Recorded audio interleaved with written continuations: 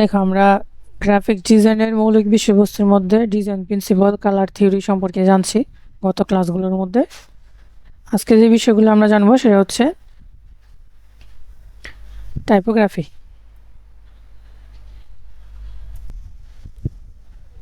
তো টাইপোগ্রাফির ভিতরে আমরা যদি কী কী বিষয় দেখব সেটা হচ্ছে টাইপোগ্রাফি। প্রথমে দেখব টাইপোগ্রাফি কি, টাইপফেস কি ও ফন্ট কি। টাইপফেসের প্রকারভেদ সম্পর্কে আমরা জানবো। এরপর হচ্ছে অ্যানাটমি অফ টাইপোগ্রাফি জিনিসটা কি দেখব। কার্নিং বিষয় সম্পর্কে জানবো, লিডিং সম্পর্কে জানবো, ট্র্যাকিং, গোল্ডেন লাইন হাইট কি এ সম্পর্কে জানবো। এরপর হচ্ছে টাইপোগ্রাফির কিছু রুলস আছে, রুলস সম্পর্কে আমরা জানবো। পেয়ারিং টাইপফেস সম্পর্কে জানবো। আর সবশেষে জানবো হচ্ছে ফন্ট কীভাবে আমরা খুঁজতে হয়। শুরুতে আমরা জানবো হচ্ছে টাইপোগ্রাফি জিনিসটা কি। টাইপোগ্রাফি হলো লেখা সাজিয়ে লেখার ডিজাইন পদ্ধতি। অর্থাৎ আমরা যে লেখাগুলো লিখি, আমরা যখন একটা ডিজাইন করব তখন ভিতরে লেখালেখি করতে হবে না। টাইপোগ্রাফি হলো লেখা সাজিয়ে লেখার যে ডিজাইন পদ্ধতি। একটা আমরা যখন একটা ডিজাইন করব, ডিজাইনের ভিতরে তো অবশ্যই লেখা থাকতে হইবে না। লেখাটা আমরা কোন দিকে রাখবো, কীভাবে রাখবো, এটাকে আমরা সোজা করে রাখবো। আমরা কিন্তু অ্যালাইনমেন্ট সম্পর্কে জানছিলাম এর আগে। কোন অ্যালাইনমেন্টে রাখবো, এটা আমরা কি উপরে রাখবো, নিচে রাখবো, ডানে বামে, কোন জায়গাতে রাখবো, কীভাবে সাজিয়ে রাখবো, সাজিয়ে রাখলে ডিজাইনটা কীভাবে সুন্দর হইব, এই যে জিনিসটার বলা হয় কি টাইপোগ্রাফি। তো টাইপোগ্রাফির ভিতরে আমরা যদি একটু উদাহরণ দেখি, দেওয়া এখানে কিছু লেখা আছে, যেমন পকেট ব্যাংক লেখা আছে সেন্ট 500 টাকা ফ্রম পকেট ব্যাংক সেন্ট মানি। আরেকটা এদিকে লেখা আছে দেখো সকেট ব্যাংক সেন্ট 500 টাকা ফ্রম। লেখাটা কোন লেখাটা ভালো লাগতেছে দেখো তো, বাম পাশেটা। কেন আমাদের এই ডান পাশের লেখাটা কিন্তু একটু হিজিবিজি, প্লাস এখানে কিন্তু একটু স্টাইলিং ফন্ট ব্যবহার করার কারণে লেখাটা বেশ একটা বোঝা যায় না। এখানে যেমন ফ্রম পকেট ব্যাংকটা খুব স্পষ্ট বোঝা যেতেছে, এখানে এখানে কী লেখছে কিন্তু বোঝা যেতেছে না, বোঝা যায়। তো আমরা এখানে দেখো এখানে সুন্দরভাবে লেখছে, পাশাপাশি এখানে কিছু লেখা মোটা করা হয়েছে, ঠিক আছে। একটা লেখা স্টাইল কিন্তু তেমন একটা রাখে নাই, নর্মালি রাখছে, কিন্তু লেখাগুলো কিন্তু সুন্দরভাবে লেখা হয়েছে, লেখাটা মানুষ সহজে বুঝতে পারতেছে। তো এটা কিন্তু একটা টাইপোগ্রাফির উদাহরণ। আমরা যা এরপরে কি আছে, education is the most powerful open, মানে কি মূল অস্ত্র, পাওয়ারফুল অস্ত্র।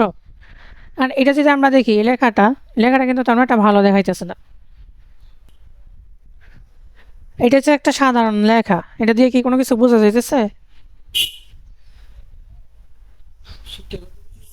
শিক্ষাগত বিষয় বুঝাইছে, ঠিক আছে। আর মনে করো যারা বেশিরভাগ ইংরেজি না বুঝে বা ইংরেজি অর্থ না জানে, তারা কিন্তু তারা কি মনে করবো, এটা শুধু একটা লেখাই মনে করবো না। লেখাটা যদি মনে করো আমরা একটু সুন্দরভাবে সাজাই, যেমন দেখো এখানে একই লেখা আছে কিন্তু একটু সুন্দরভাবে সাজানো আছে, যেমন এই যে education is most powerful weapon, এই লেখাটা দিয়ে একটা পিস্তল বানানো হয়েছে। এখন কিন্তু সহজে বুঝাইতেছে যে শিক্ষাই কি মূল অস্ত্র, পাওয়ারফুল অস্ত্র কি শিক্ষা। লেখা দিয়ে কি করছে, একটা ডিজাইন তৈরি করা হয়েছে। এখানে লেখা আছে I am graphic design addict, মানে কি হ্যাঁ আমি গ্রাফিক ডিজাইনে আসক্ত, তেমন কিছু কিন্তু বুঝে যেতেছে না। এটা যদি আমরা একটা ডিজাইন করে লিখি, হ্যাঁ ডিজাইনের মাধ্যমে দেখো লেখা দিয়ে কিন্তু আমরা শুধুমাত্র ডিজাইন করতে পারছি, অন্য কোনো এলিমেন্ট কিন্তু আমরা রাখি নাই, লেখা দিয়ে কি ডিজাইন করে ফেলছি। তুমি যদি এখন এটা আমরা সাদা কালার রাখছি, তুমি যদি এখানে মনে করো একটু কালার রাখো, এদিকটা যদি একটু লাল কালার করে দিই আমরা, ব্যাকগ্রাউন্ডে যদি একটা নির্দিষ্ট একটা ডিপ কালার রাখি, তাহলে কিন্তু লেখাটা আরও বেশি ফুটতো। এখানে কি লেখা আছে, never give up, winner never quit and quitter never wins. হাল ছেড়ো না, যারা জিতে তারা কখনো হারে না, আর যারা হারে তারা কখনো জিতে না। মানে হাল ছেড়ে দেয় যারা, যারা জিতে তারা কখনো হাল ছাড়ে না, আর যারা হাল ছাড়ে তারা কখনো কি জিতে না। তো এটা কিন্তু একটা সাধারণ লেখা, এটা যদি আমরা একটা সুন্দরভাবে সাজাই, দেখো নেভার গিভ আপ, এটা একটা হাইলাইট করে রাখছি আমরা, কন্ট্রাস্টটা বেশি দিয়ে কি করছি আমরা হাইলাইট করে রাখছি, আর নিচে একটু হালকা করে রাখছি বাকিটা, winner never quit, quitter never win. বুঝতে পারছো লেখাটা কীভাবে আমরা সাজায় ডিজাইন করা যাব। এগুলো কিসের উদাহরণ, টাইপোগ্রাফির উদাহরণ। এবার আসি আমরা হচ্ছে টাইপফেস কি ও ফন্ট কি। টাইপফেস হলো ফন্ট ফ্যামিলির মূল নাম, অর্থাৎ যত ধরনের ফন্ট ফ্যামিলি রয়েছে সবগুলোর মূল নামকে টাইপফেস বলা হয়। আবার টাইপফেসের বিভিন্ন প্রকারভেদকে ফন্ট বলে। এখন ফন্ট মানে কি আমরা কি জানি? ফন্ট মানে হচ্ছে আমরা যে লেখাগুলো লিখি না, এই লেখাগুলারে কি বলে? সাধারণত লেখা বলে, আমরা টেক্সট বলি না। কম্পিউটারের ভাষায় এই লেখারে বলা হয় ফন্ট। কি বলে? ফন্ট। আবার লেখার যে স্টাইলগুলো আছে, যেমন মনে করো তুমি এটিকে বাংলায় লিখবা নাকি ইংলিশে লিখবা। বাংলা লেখার ক্ষেত্রে আবার বিভিন্ন ধরনের স্টাইলিং ফন্ট আছে, ঠিক আছে। ইংলিশ লেখার ক্ষেত্রে কিন্তু স্টাইলিং ফন্ট আছে। এই যে স্টাইল যে পরিবর্তন বিষয়গুলা, এগুলোরও অনেক সময় ফন্ট বলা হয়। মানে এক এক স্টাইলের লেখারে এক একটা ফন্ট বলা হয়। এখন এই ফন্টের যে ফ্যামিলি আছে, ধরো একটা ফন্টের 5টা প্রকারভেদ আছে। এটা বোল্ড হইব মানে মোটা হইব, এটা নর্মাল হইব, একটা ইটালিক হইব, ইটালিক মানে একটা ভাষা অক্ষর হইব, এটা নিচে একটা আন্ডারলাইন হইব, ঠিক আছে। এরকমভাবে কয়েকটা ধরন আছে, এই ধরনগুলোরে বলা হয় ফ্যামিলি। কি বলে? বুঝতে পারছো? একটা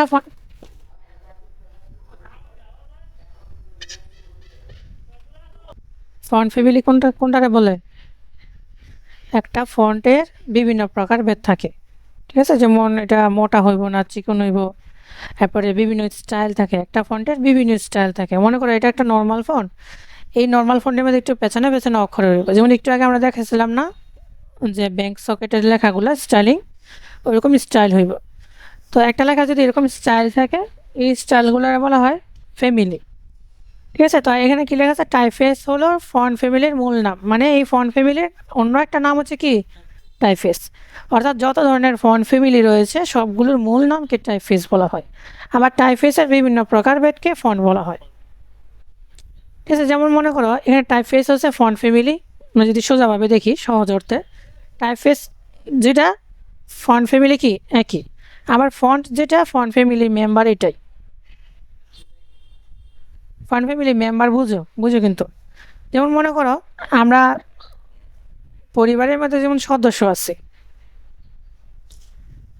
মনে করো উদাহরণ হিসাবে এটার নাম উনি হয়েছে মূল ফন্ট, নাম দিলাম আমরা মিস্টার এরিয়াল ব্ল্যাক। উনি হচ্ছে মূল ফন্টের অধীনে এরিয়াল বোল্ট। দুজনের নাম কিন্তু একরকম না। আমরা কি পরিবারের সবার নাম একই হয়? একরকম হয় না। ওনার নাম আছে কি ব্ল্যাক, ওনার নাম দিয়েছে বোল্ট। ব্ল্যাক হয়েছে একটু বেশি মোটা, বেশি উঁচু, মানে উঁচু হিসাবে বোঝাইছে আর কি, ধরো বেশি মোটা। বোল্ড হয়েছে আর একটু ছোট, একটু হালকা মোটা। ইটালিক বেশি একটু ভেসানো অক্ষর, আর এটা হচ্ছে রেগুলার নর্মাল যেমন থাকে। তো এই সবগুলোই মিলে হচ্ছে মেম্বার, সবাই কি মেম্বার, প্রত্যেকজনে কি মেম্বার, আর সবাই মিললে হয়েছে একটা ফ্যামিলি। বুঝা গেছে? তো টাইপফেস আছে সবাই মিললে কি টাইপফেস, আর ফন্ট মানে কি প্রত্যেকে আলাদা আলাদা।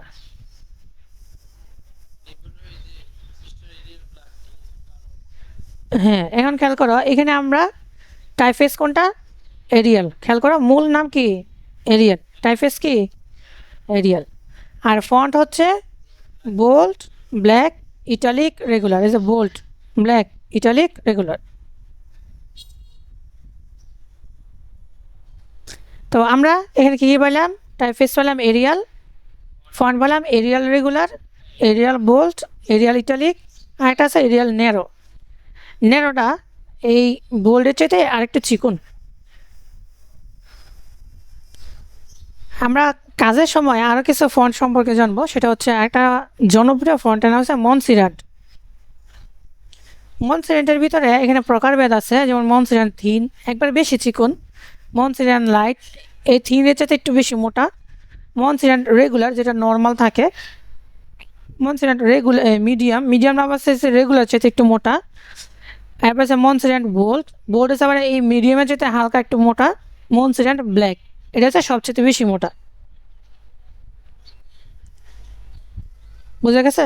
এরপর হচ্ছে টাইপফেসের প্রকারভেদ। টাইফেসটা কি বলছি আমরা?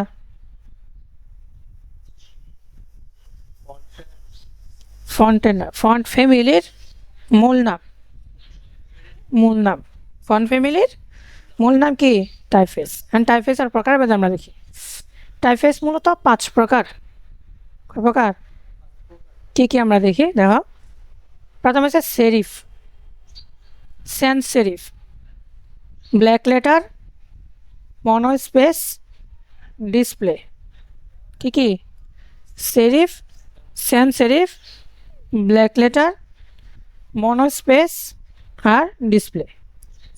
এখন 5 প্রকারের মধ্যে আমরা যদি উদাহরণ দেখি, দেখো সেরিফ, সেরিফ যে ফন্টটা, এইটার মধ্যে অতিরিক্ত কিছু মাথা থাকবো।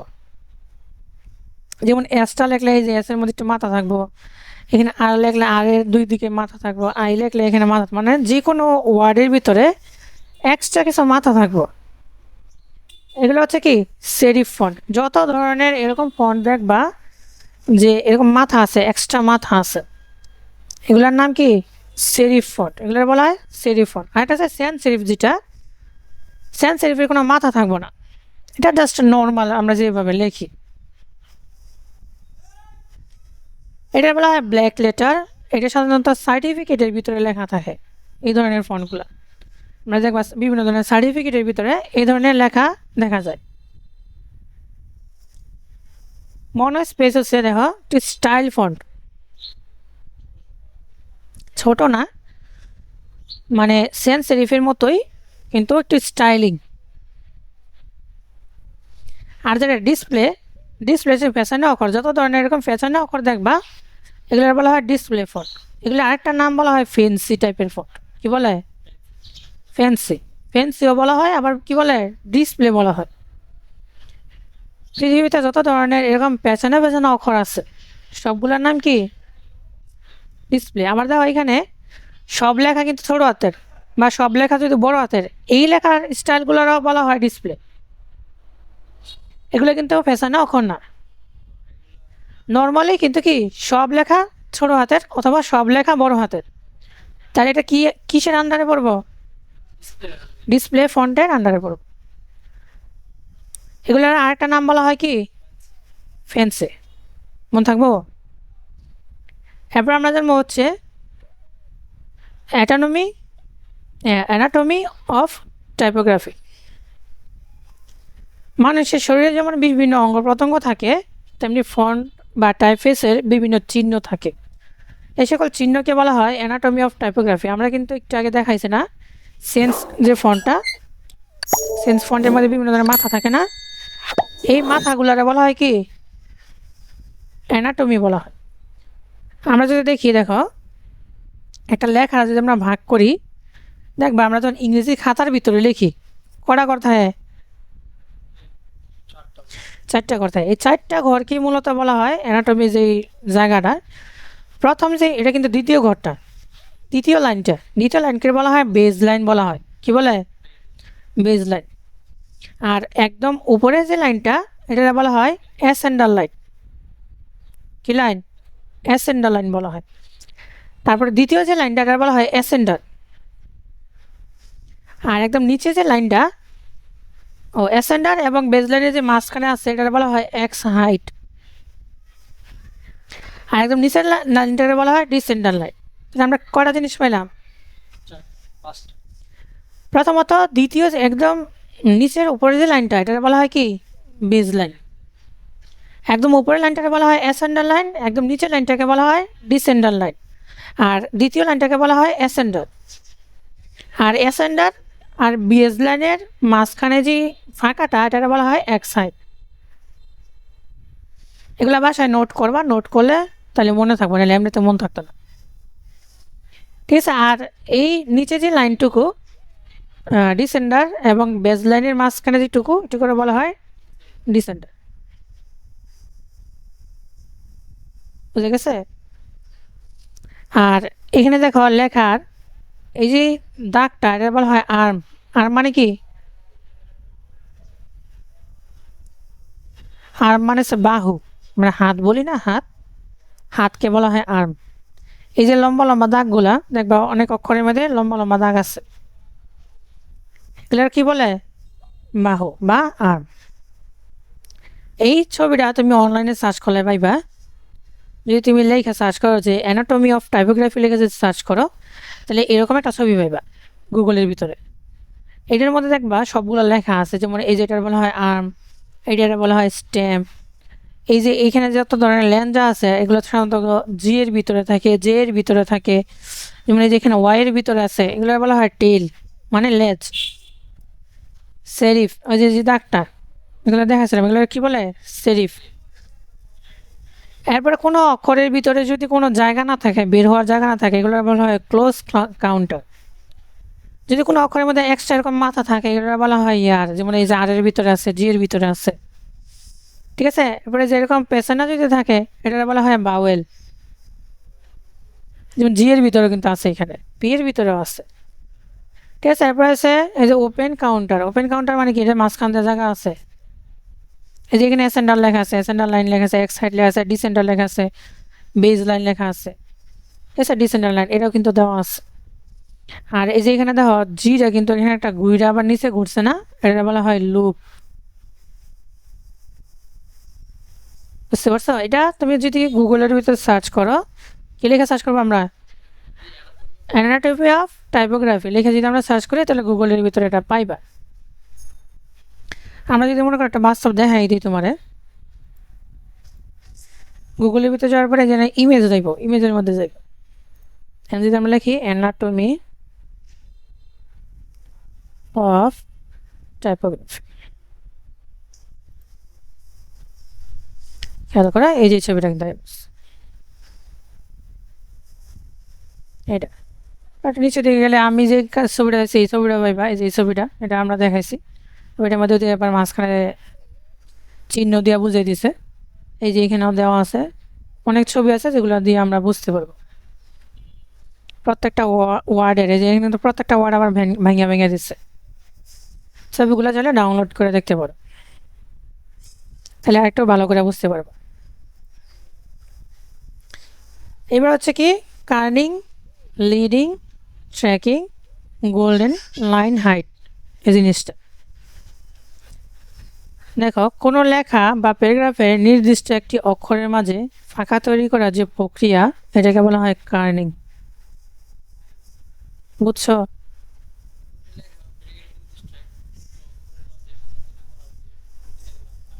কার্নিং বলে। কি বলে? সিলেবল। একটা লেখার সাথে আরেকটা লেখা, ধরো যে একটা লাইনের সাথে আরেকটা লাইন যদি আমরা মনে করো দূরত্ব বাড়াইতে চাই, হ্যাঁ এটাকে বলা হয় কি কার্নিং।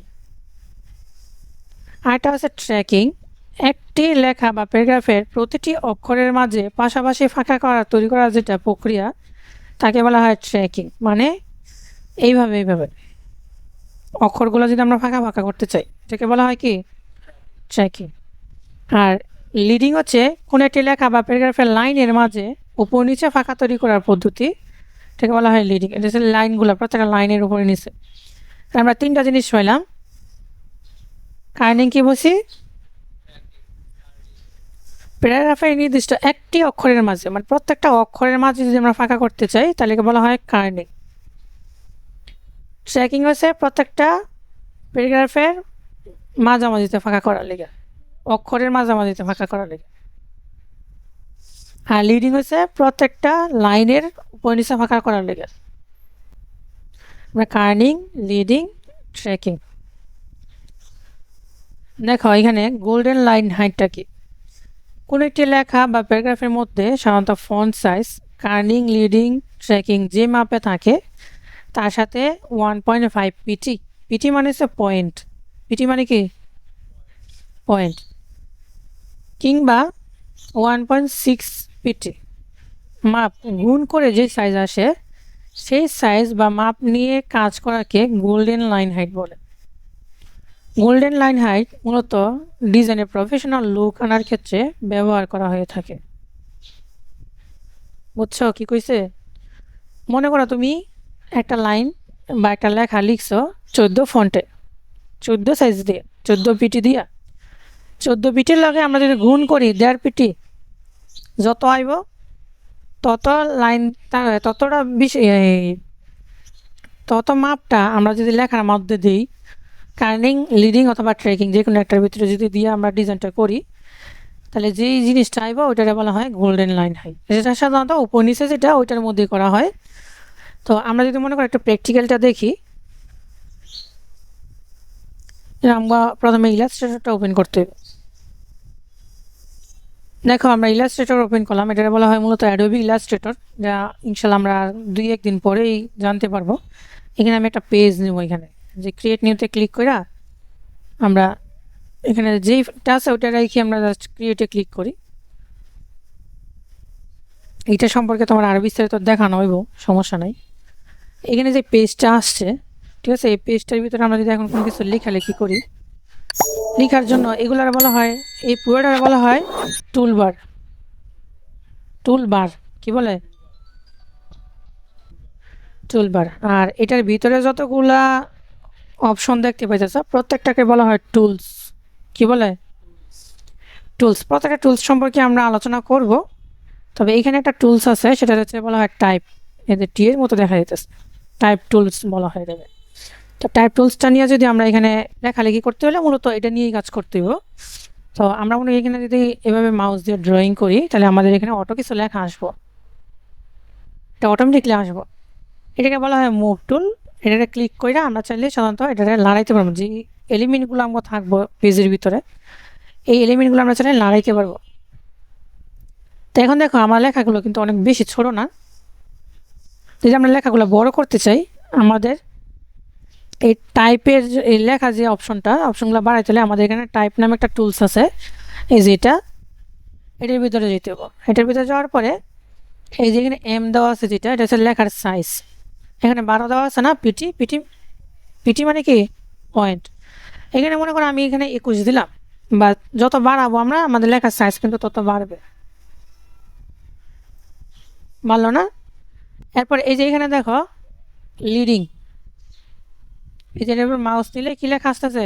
লিডিং। লিডিংটা যদি আমরা এখন বাড়াই, দেখো কি হয়, আমাদের লেখা এই যে মাঝখান থেকে লাইনগুলো ফাঁকা হইতেছে।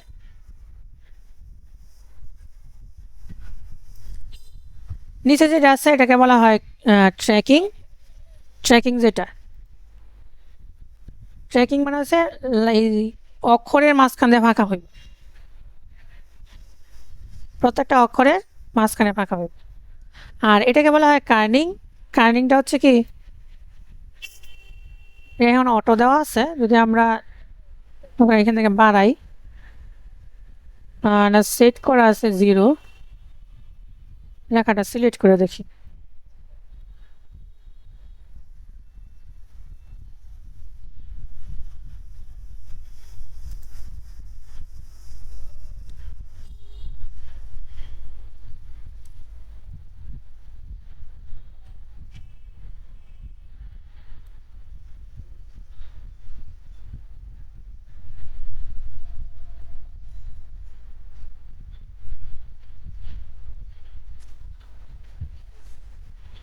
আচ্ছা এটা কোনো একটা কারণে হয়তো বা শো করতেছে না, এখন আবার শো করবে। অপটিক্যাল ডিসপ্লে ব্যাপারটা কমছে, বাড়তেছে, এটা মূলত এইদিকে এদিকে কমবো।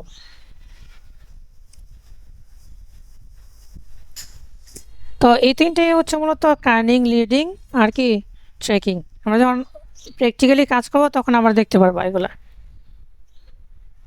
বুঝছো? তো আজকের ক্লাসটা আমাদের এই পর্যন্তই থাকবো। যদি ওইগুলো তোমার এই মুহূর্তে প্র্যাকটিস করতে পারবা না, যখন আমরা প্র্যাকটিক্যালি দেখতে পারবো তখন তুমি দেখতে পারবা,